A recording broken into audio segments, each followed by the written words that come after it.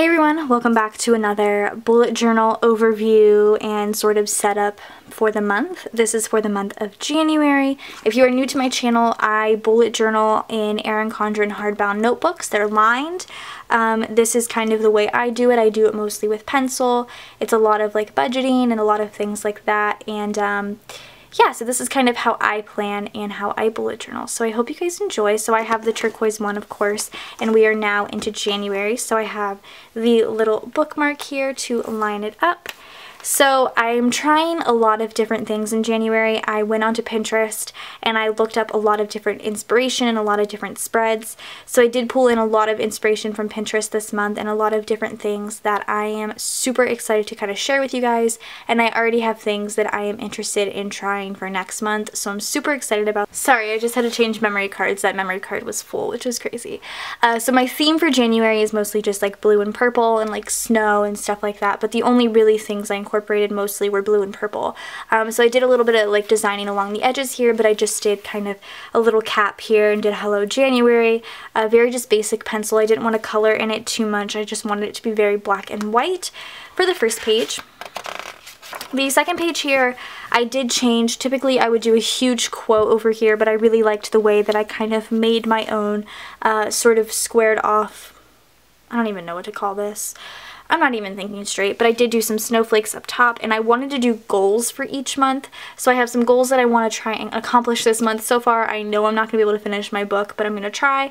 But I did want to just kind of do a sort of goal section rather than a quote every month. We'll see how that works, but that is what I'm trying.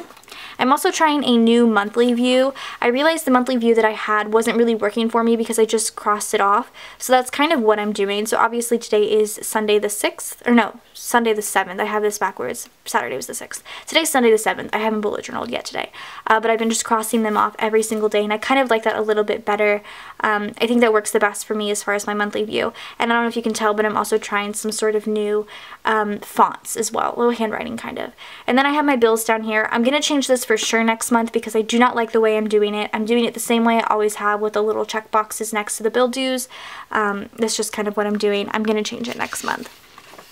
Okay, and then this I love. This is my eating and like habit tracker. So up here I have a little calendar view. I did like a scarf with some snowflakes up top of everything we eat really for the most part. So if we eat out, if we're eating at home, what we're eating, who's cooking. I have a little system going with the little circles here. If it's an open circle, I cooked, right? Yeah, if it's an open circle, I cooked.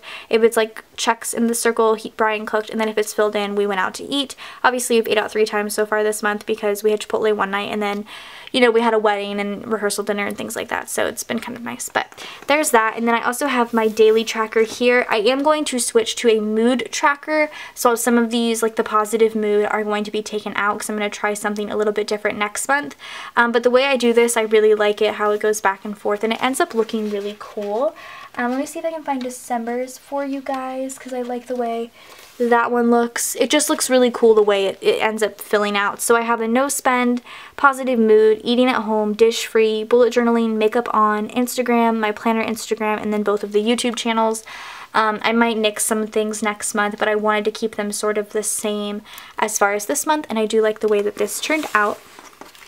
The next page here, I added something new. I saw somebody tracking their sleep, and I thought that that would be kind of a cool thing for me to do because I always feel like I don't get enough sleep.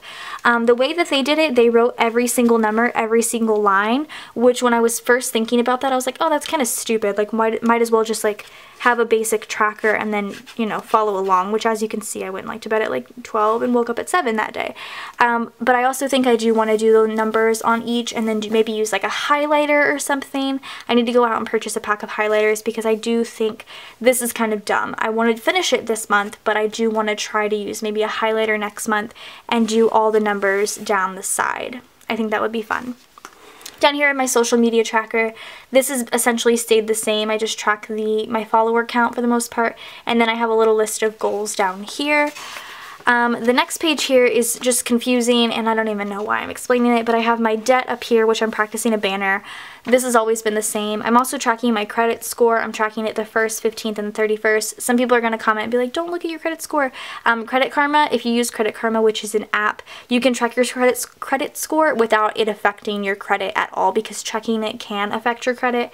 But this is a way to check it and get like an estimate of what your credit score is without actually like checking it. So I am tracking that. I want to keep track. One of my goals for the new year is to just increase my credit score, of course, and then, you know, to get rid of debt, which this should actually all be gone by the end of the year, which is great.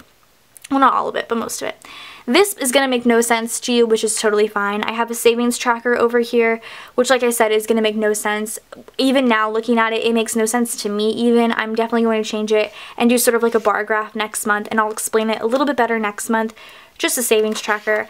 And then last but not least, I wanted to do something for like this year, since I didn't do any sort of, you know, full overviews of the year. So I found a little prompt that I wanted to do. So like a bad habit I'm going to break, a new skill I'd like to learn, a person I hope to be more like, a good deed I'm going to do, a place I'd like to visit, a book I'd like to read, a letter I'm going to write, a new food I'd like to try, and I'm going to do better at. So I had this sort of prompt that I wanted to do, and that's it. I'm actually almost done with this one, and then I'm going to probably move on to a different color. I have every single color because when they're done, I'm going to put them all on a floating shelf, and I think it's going to look nice. But yeah, so that is it for January. And that's my January bullet journal. I'm really excited about it. Like I said, I've been getting a lot of inspiration off of Pinterest, and that's been really nice. And again, this has been super helpful for me on the day-to-day basis. So I hope you guys enjoyed this video. Go ahead and subscribe to my channel if you're not already, and I will see you guys in my next video. Bye, guys.